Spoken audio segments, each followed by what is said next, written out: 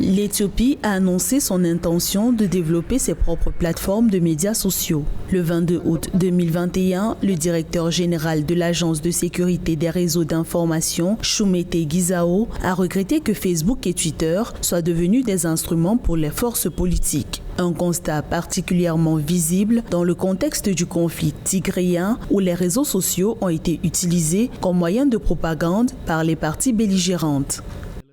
Derrière cette décision se cache une volonté d'autonomisation de son espace digital et numérique, mieux la recherche d'indépendance cybernétique afin de se doter des moyens endogènes pour rompre avec la dépendance des réseaux sociaux traditionnels qui, sous certaines conditions, imposent des codes de conduite et des lignes directrices devant obéir à une logique propre à leurs standards.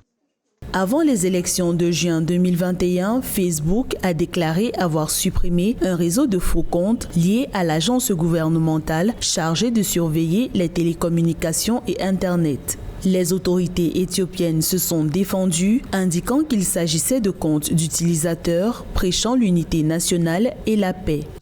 La décision du gouvernement éthiopien est une riposte face au réseau social Facebook qui, de manière unilatérale, a décidé de fermer certains comptes de l'administration éthiopienne. Or, il se pose un problème, c'est que Facebook est l'un des réseaux sociaux les plus utilisés en Éthiopie et cela génère de nombreux revenus à des milliers de startups. Cela constitue aussi une plus-value pour l'économie éthiopienne. On espère que d'ici là, un compromis puisse être trouvé entre les deux parties.